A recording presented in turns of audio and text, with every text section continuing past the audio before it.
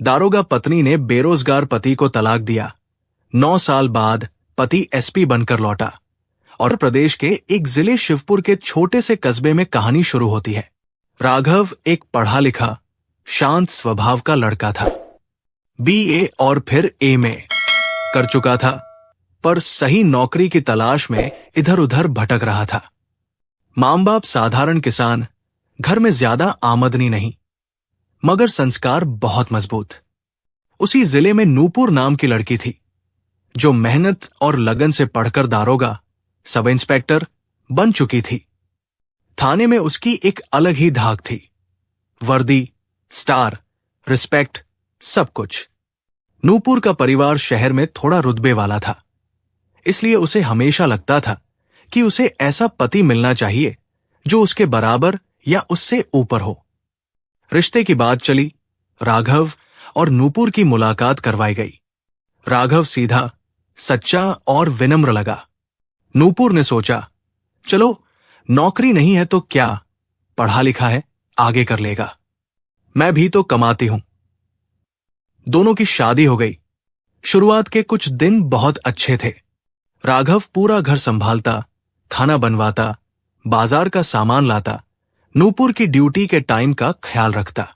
नूपुर को भी लगता कि उसे एक केयरिंग पति मिला है, पर धीरे धीरे समाज की बातें उनके बीच जहर घोलने लगी। थोड़े ही समय में रिश्तेदार, सहकर्मी, पड़ोसी टोकने लगे, अरे नूपुर जी, आप तो दारोगा हैं, आपके पति क्या करते हैं? इतना पढ़ा लिखा है, अभी तक नौकरी नहीं मिली। नूपुर ने पहले पहले ये बातें इग्नोर की। राघव इंटरव्यू देता, फॉर्म भरता, कभी क्लर्क तो कभी टीचर के लिए परीक्षा देता, पर हर बार कुछ न कुछ गड़बड़ हो जाती। कभी कट ऑफ से 1 नंबर कम, कभी डॉक्यूमेंट की समस्या, कभी इंटरव्यू में रिजेक्ट। एक दिन राघव सोचा, चलो आज नूपुर के थाने जाकर उसे सरप्राइज देता हूं, साथ में लंच भी करेंगे। वो सादे कपड़ों में थाने पहुंचा। गेट पर सिपाही ने उसे रोका। हाँ भैया, किससे मिलना है? राघव ने मुस्कुराकर कहा, इंस्पेक्टर नूपुर से। बताइए, अंदर आ जाऊं? थोड़ी देर में नूपुर बाहर आई, पर थाने के अंदर जो हुआ, उसने राघव की पूरी जिंदगी की दिशा बदल दी। अंदर जाते ही एक हेड कांस्टेबल ने हंसते हुए पूछा, मैडम, ये कौन है? नया शिकायत करता है क्या? दूसरा बोला, अरे नहीं, शायद कोई सेल्समैन होगा, फॉर्म वॉर्म बेचने आया होगा। नूपुर ने ठंडी आवाज में कहा, ये मेरे पति हैं। सबके चेहरों पर हल्की हैरानी और फिर मुस्कुराहट फैल गई। किसी ने तुरंत पूछ लिया, अच्छा अच्छा, जीजाजी हैं? क्या करते हैं जीजाजी? कौन सी पोस्ट पर है? एक पल को बरामदे की हवा भी जैसे थम गई। राघव की नजर नूपुर पर थी। वो उम्मीद कर रहा था कि नूपुर गर्व से उसके बारे में कुछ कहेगी, पर नूपुर ने नजरें झुका ली और बहुत हल्के, लगभग बेजान स्वर में बोली, ये अभी घर देख लेते हैं, जॉब की तैयारी कर रहे हैं। सिपाही हंस पड़े, अरे वाह मैडम, घर जमाई टाइप है फिर तो। आप कमा रही हैं, ये आराम कर रहे होंगे। नूपुर ने कोई डांट नहीं लगाई, कोई जवाब नहीं दिया। वो बस फाइलों में उलझने का नाटक करती रही। राघव का दिल अंदर से चकनाचूर हो गया।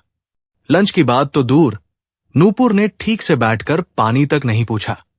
कुछ देर बाद बस इतना बोली, आप जाइए, घर पर बात करते हैं, अभी बहुत काम है।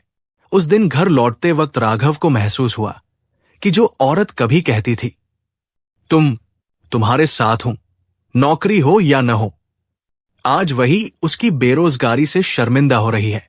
यही से उनके रिश्ते में दरार की शुरुआत हुई। उस दिन के बाद नूपुर का व्यवहार धीरे धीरे बदलने लगा। जहां पहले वो राघव के लिए टिफिन की चिंता करती, उसकी थकान पूछती, अब वहीं पर उसके मुंह से ताने निकलने लगे। रात को खाना खाते समय वो कहती, दिन भर घर में क्या करते हो? अगर सच में पढ़ाई करते तो अब तक कहीं न कहीं तो लग गए होते। कभी थाने से लौटते वक्त उसकी किसी सहेली ने कहा, तू इतनी स्मार्ट, ड्यूटी पर, और तेरे पति घर पर, जरा हाथ में कुछ तो होना चाहिए आदमी के। वो बातें सुनकर नूपुर का मन और कड़वा हो जाता। घर आकर वो वही कड़वाहट राघव पर निकालती। तुम्हें मेरी इसकी परवाह है भी या नहीं? थाने में सब पूछते हैं कि तुम्हारी पोस्ट क्या है, मैं क्या जवाब दूं? राघव चुपचाप सुनता रहता। कई बार उसने समझाया, देखो मैं कोशिश कर रहा हूं नूपुर, फॉर्म, तैयारी, इंटरव्यू सब कर रहा हूं, थोड़ा वक्त दो, मैं भी कुछ बनकर दिखाऊंगा। लेकिन नूपुर अब सुनने के मूड में नहीं रहती।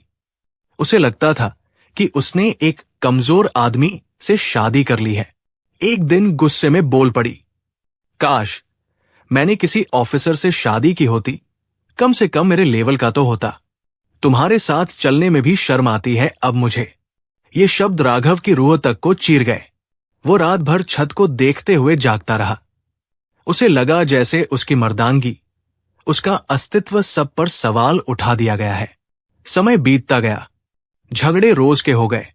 कभी पैसा, कभी समाज, कभी रिश्तेदार, कभी थाने की बातें। हर मुद्दा एक युद्ध बन जाता। आखिरकार एक दिन नूपुर ने सीधा फैसला सुना दिया, मैं अब ऐसे नहीं जी सकती, मैं तलाक चाहती हूं। राघव को लगा जैसे किसी ने उससे उसके सपने नहीं, बल्कि उसकी सांसें छीन ली हो। उसने हाथ जोड़कर कहा, नूपुर मुझे कुछ साल दे दो, मैं सच में बदल दूंगा हमारी जिंदगी। मैं खुद को साबित करूंगा, बस मेरा साथ मत छोड़ो। लेकिन नूपुर का दिल अब पत्थर बन चुका था। वो बोली, मैं एक बेरोजगार, निकम्मे आदमी के साथ अपनी पूरी जिंदगी बर्बाद नहीं कर सकती। मुझे तलाक चाहिए, बस। अदालत में दोनों आमने सामने बैठे थे।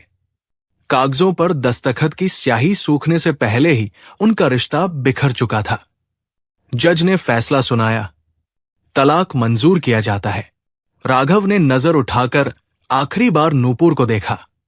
उसने उम्मीद की थी कि शायद नूपुर की आंखों में एक आंसू तो होगा, पर नूपुर के चेहरे पर बस ठंडा सख्त भाव था, जैसे ये सब बस एक औपचारिकता हो। उस दिन अदालत के बाहर निकलते वक्त राघव ने मन ही मन कसम खाई, अब जिंदगी से बदला लेकर रहूंगा, रोऊंगा नहीं। इतना ऊपर जाऊंगा कि आज जो लोग मुझे नीचा दिखा रहे हैं, वही मेरी तरफ ऊपर देखकर बोलेंगे, सर। यहीं से उसकी असली कहानी शुरू हुई। तलाक के बाद राघव ने घर छोड़ दिया। उसे लगा उसी शहर में रहना, उसी गलियों में सांस लेना, जहां लोग उसे दारोगा पत्नी का बेरोजगार पति कहकर पहचानते हैं। उसकी आत्मा पर रोज चाकू चलाने जैसा है। वो एक दूसरे शहर लखनऊ चला गया। जेब में थोड़े से पैसे थे, जो जल्दी ही खत्म हो गए। कुछ दिन तक तो किसी सस्ते लॉज में रहा, फिर पैसों की कमी के कारण एक सस्ती, गंदी सी झुग्गी में कमरा ले लिया। खाने के भी लाले पड़ गए। 2 दिन सिर्फ पानी पीकर काट दिए। तीसरे दिन रात को जब पेट में मरोड़ उठी, तो उसने चौराहे की चाय की दुकान से पूछकर उधार पर 2 बिस्किट और चाय ली। उस रात वो फुटपाथ पर बैठकर चाय पी रहा था। आंखों में आंसू, मन में सवाल, क्या सच में मैं निकम्मा हूं? क्या मैं सच में किसी काम का नहीं? तभी बगल की मेज पर बैठे एक अधेड़ उम्र के आदमी ने उसकी हालत देखी। उन्होंने पूछा, बेटा क्या हुआ? चेहरा ऐसा है जैसे सब कुछ हार गए हो। राघव ने पहले कुछ छुपाया, पर फिर टूट गया। उसने अपना पूरा हाल बता दिया। पढ़ाई, नौकरी न मिलना, दारोगा पत्नी, थाने में अपमान, तलाक, भूख, अकेलापन। आदमी ने गहरी सांस ली और बोला, मेरा नाम शेखर त्रिपाठी है। मैं यहीं पर एक कॉम्पिटिटिव एग्जाम कोचिंग इंस्टीट्यूट चलाता हूं। तुमने कभी सिविल सर्विसेज या पुलिस सर्विस की परीक्षा देने के बारे में सोचा? राघव हंस पड़ा। सोचना तो बहुत कुछ चाहता हूं सर, पर खाने के पैसे नहीं हैं। कोचिंग की फीस कहां से दूं? शेखर मुस्कुराए।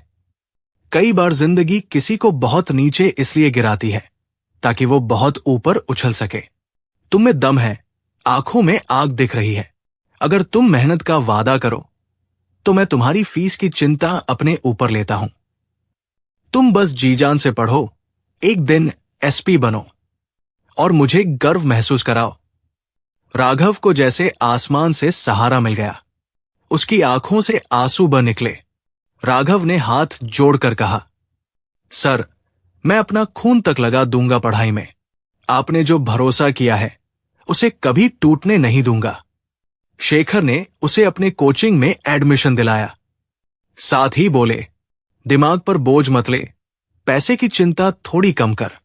कोचिंग के बाद टाइम मिले तो यहां वहां छोटा मोटा काम कर लेना, ट्यूशन पढ़ा लेना, शाम को किसी ढाबे पर हिसाब किताब देख देना, खर्चा निकल आएगा। राघव ने वैसा ही किया। दिन में 6-8 घंटे कोचिंग और सेल्फ स्टडी। शाम को एक ढाबे पर कैश काउंटर संभालता। रात को देर तक स्ट्रीट लाइट के नीचे बैठकर दोबारा रिवीजन करता। कई बार थकान से सिर झुक जाता, नींद आ जाती, पर नूपुर की वो हंसी, वो थाने वाला सीन, वो ताने, सब कुछ उसे दोबारा जगा देते।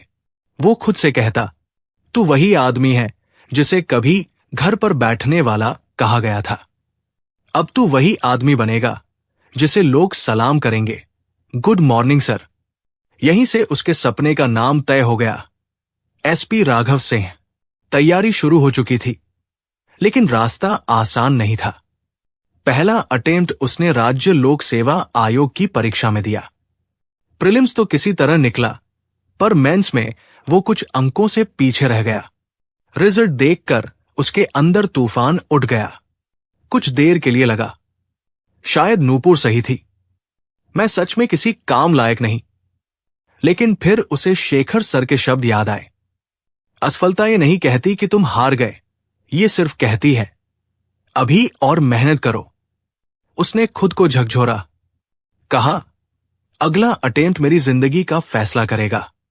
दूसरे अटेम्प्ट में उसने और ज्यादा मेहनत की। कोचिंग का सब मटेरियल, ऑनलाइन टेस्ट, पुराना पेपर, इंटरव्यू की तैयारी, सब कुछ दिमाग में भर लिया।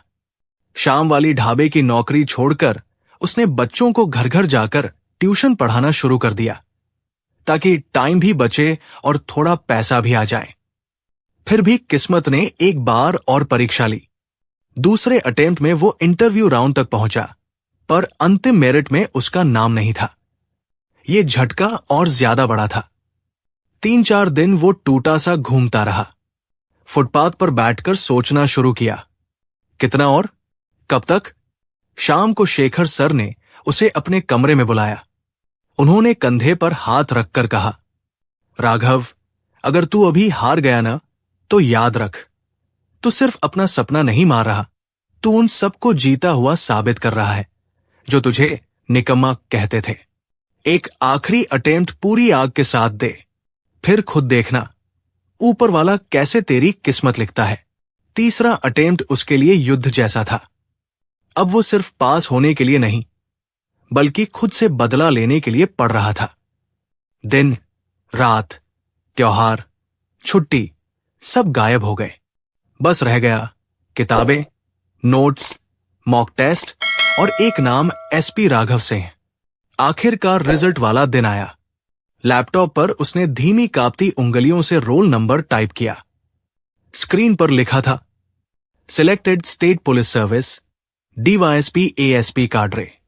राघव की आंखें भर आई, जैसे सारे दर्द एक साथ बाहर निकल रहे हों। कुछ साल की ट्रेनिंग के बाद प्रमोशन और सर्विस में अच्छा प्रदर्शन करते करते वो एसपी, सुपरिंटेंडेंट ऑफ पुलिस के पद तक पहुंच गया। उस दिन जब उसने पहली बार अपने कंधे पर सितारे लगाए, वर्दी पहनी, आईने के सामने खड़ा हुआ, तो उसे थाने का वो पुराना दिन याद आया जब सबने उसे घर पर बैठने वाला पतीव कहा था। अब वही राघव था, लेकिन अब दुनिया उसे एसपी साहब कहकर पुकारने वाली थी। किस्मत को भी कहानी लिखने का शौक होता है।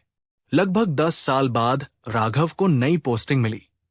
जिला शिवपुर, वही शहर जहां कभी वो नूपुर का पति बनकर रहता था। वही गलियां, वही चौराहा, वही पुराना थाना, और शायद वही लोग भी। जब उसकी सरकारी गाड़ी शहर में दाखिल हुई तो बाहर बैनर लगे थे, जिला पुलिस अधीक्षक महोदय का हार्दिक स्वागत। लोग फूल बरसा रहे थे, बच्चे सलाम कर रहे थे, हेडक्वार्टर पहुंचकर उसने चार्ज लिया। फाइलें देख रहा था, तभी एक लिस्ट उसकी नजर से गुजरी। थाना सिटी कोतवाली, थानाध्यक्ष इंस्पेक्टर नूपुर यादव। एक पल के लिए उसकी सांस रुक सी गई। दिल ने धक्का खाया, पर चेहरे पर कोई भाव नहीं आया। उसने हल्का सा मुस्कुराकर अपने आप से कहा, अच्छा, कहानी अभी बाकी है। अगले ही दिन जिले के सभी थानाध्यक्षों की मीटिंग बुलाई गई। कॉन्फ्रेंस हॉल में सारे अधिकारी लाइन से बैठे थे। कोई खड़ा हो रहा था, कोई फाइल देख रहा था। दरवाजा खुला। एक महिला अधिकारी तेज कदमों से अंदर आई। इंस्पेक्टर नूपुर यादव। पहले तो वो सामान्य अंदाज में अंदर आई, पर जैसे ही उसकी नजर सामने कुर्सी पर बैठे एसपी साहब पर पड़ी, उसका दिल एकदम से बैठ गया। कुर्सी पर बैठा वही चेहरा था, पर अब हल्के दाढ़ी वाले, परिपक्व, आत्मविश्वासी अंदाज में, कंधे पर चमकते सितारों के साथ एसपी राघव सिंह। नूपुर के हाथ से फाइल लगभग छूट गई। उसे समझ नहीं आ रहा था कि वो सर बोले या राघव। राघव ने बिल्कुल प्रोफेशनल अंदाज में कहा, हां, इंस्पेक्टर नूपुर, बैठ जाइए। आपको बहुत काम करना है इस जिले में। मीटिंग शुरू हुई। कानून व्यवस्था, अपराध, पेट्रोलिंग, सब पर बात हुई। नूपुर की आवाज कांप रही थी। मीटिंग खत्म होते ही राघव ने धीरे से कहा, इंस्पेक्टर नूपुर, आप रुकिएगा थोड़ी देर। सभी अफसर बाहर चले गए। कमरे में सिर्फ 2 लोग बचे। कभी पति पत्नी रहे, आज अफसर मातहत खड़े थे। नूपुर ने भर्राए गले से कहा, राघव, मेरा मतलब, सर, ये सब। राघव ने बात काट दी। ऑफिस में मैं सिर्फ सर हूं, नूपुर जी। राघव कई साल पहले आपके साथ तलाक के कागजों पर साइन करके मर चुका है। ये सुनते ही नूपुर की आंखें भर आई। उसे पहली बार समझ आया कि समय सिर्फ उसके लिए नहीं बदला, राघव के लिए भी बहुत कुछ बदल चुका है। अगले कुछ हफ्तों में राघव ने हल्का हल्का बदला भी लिया। कभी बिना वजह फाइल पर सख्त टिप्पणी, कभी छुट्टी की अर्जी पेंडिंग रखना, कभी मीटिंग में उसकी किसी छोटी गलती पर सबके सामने टोक देना। सब कुछ नियमों के दायरे में, लेकिन इतना कि नूपुर को वही दर्द महसूस हो जो उसने कभी राघव को दिया था। नूपुर हर रात अकेली बैठकर सोचती, कभी ये आदमी मुझसे प्यार करता था और आज मैं खुद उसकी नजरों में नीचे खड़ी हूं। एक दिन रात की पेट्रोलिंग के बाद राघव देर से ऑफिस से लौट रहा था। कंपाउंड में कार रुकी तो उसने देखा, थाने के बरामदे में एक कुर्सी पर नूपुर अकेली बैठी थी। फाइलें उसके बगल में रखी थी। आंखें सूजी हुई थी, जैसे बहुत रोई हो। राघव ने हैरानी से पूछा, इस वक्त आप अभी तक यहीं हैं, इंस्पेक्टर? नूपुर ने उठकर धीमी आवाज में कहा, सर, आज आपसे निजी तौर पर कुछ बात करनी थी, अगर आप अनुमति दे तो। राघव चुपचाप आगे बढ़ा, दफ्तर के कमरे में गया और इशारे से उसे अंदर आने को कहा। कमरे का दरवाजा बंद होते ही नूपुर फूट फूट कर रो पड़ी। राघव, मैं बहुत गलत थी। तुम्हारी बेरोजगारी पर मैंने तुम्हें नहीं, खुद की वर्दी को बड़ा माना। समाज की बातों में आकर मैंने तुम्हें ताने दिए, तुम्हारी मर्दानगी पर सवाल उठाए, तुम्हें छोड़ा, और आज वही समाज मुझे तुम्हारे सामने झुकी हुई देख रहा है। राघव मौन खड़ा रहा। नूपुर ने आगे कहा, जब तुम्हें एसपी बनकर यहां आते देखा ना, तो समझ आ गया कि मैं कितनी छोटी सोच वाली थी। तुम्हारे अंदर हमेशा से दम था, बस मैं तुम्हारा इंतजार नहीं कर पाई। अगर तुम चाहो तो मुझे इसी थाने से ट्रांसफर करवा दो, सस्पेंड कर दो, पर बस इतना कह दो कि तुम मुझे दिल से माफ कर चुके हो, वरना मैं जिंदगी भर खुद को माफ नहीं कर पाऊंगी। राघव की आंखों में भी हल्की नमी आ गई। कुर्सी से उठकर वो खिड़की के पास गया, कुछ पल चुप रहा, फिर पीछे मुड़कर बोला, नूपुर, बदला तो मैंने काफी ले लिया है। तुम्हारे हर ताने का जवाब मैंने अपनी वर्दी से दिया है। जब तुमने मुझे घर बैठने वाला कहा था, तो उसी दिन तय किया था कि एक दिन मैं ऐसी कुर्सी पर बैठूंगा जहां से तुम भी मुझे सलाम करोगी। आज वो दिन है, और सच कहूं तो अब ये बदला भी बोझ लगने लगा है। नूपुर रोते हुए बोली, तो क्या तुम मुझे माफ कर सकते हो? राघव थोड़ा करीब आया, उसकी आंखों में सीधे देखते हुए बोला, हां, मैं तुम्हें माफ करता हूं, क्योंकि अगर तुमने मुझे छोड़ा ना होता तो शायद मैं कभी इतना टूटकर मेहनत न करता। तुमने मुझे दर्द दिया, लेकिन उसी दर्द ने मुझे एसपी बनाया। इसलिए तुम्हारे लिए अब मेरे दिल में नफरत नहीं, बस एक पुरानी कहानी है जो खत्म हो चुकी है। नूपुर ने कांपते हाथ से उसके पांव छूने की कोशिश की। थैंक यू राघव, मेरा मतलब सर। राघव ने तुरंत पीछे हटकर कहा, नहीं, ये मत करो। तुम एक ऑफिसर हो और मैं भी। हमारे बीच अब सिर्फ प्रोफेशनल रिश्ता रहेगा, एसपी और इंस्पेक्टर का। जिंदगी आगे बढ़ चुकी है नूपुर, और हमें भी बढ़ना होगा। नूपुर की आंखों से एक साथ दर्द और सुकून के आंसू बहने लगे। उसने पहली बार अपने दिल से खुद को दोषी मानकर माफी मांगी थी, और सामने वाला उसे सच में माफ भी कर चुका था, पर वापस अपनाया नहीं था। कुछ महीने बाद नूपुर का ट्रांसफर किसी दूसरे जिले में हो गया। उस दिन विदाई के समय उसने दूर खड़े होकर हल्का सा सलाम किया। राघव ने भी सिर झुकाकर सलाम का जवाब दिया। बिन शब्दों के ही बहुत कुछ कह दिया गया था। कार आगे बढ़ गई, धूल उड़ी, नूपुर दूर होती चली गई। राघव अपने ऑफिस की बालकनी से शहर को देख रहा था। वही शहर, वही गलियां, पर अब पहचान बदल चुकी थी। कभी वो दारोगा पत्नी का बेरोजगार पति था, और आज वही आदमी एसपी राघव सिन्हा था, जिसकी वर्दी को देखकर पूरा शहर सलाम ठोकता था। उसने आसमान की तरफ देखा, हल्का सा मुस्कुराया और मन ही मन कहा, धन्यवाद जिंदगी, तूने मुझे गिराया भी बहुत, पर उठाया उससे ज्यादा। आज मैं किसी से बदला लेकर नहीं, बस खुद को जीतकर जीना चाहता हूं। अगर ये कहानी आपके दिल को छू गई हो तो कमेंट में जरूर अपनी राय दें, और चैनल पर नए हैं तो चैनल को लाइक और सब्सक्राइब करें। जय हिंद।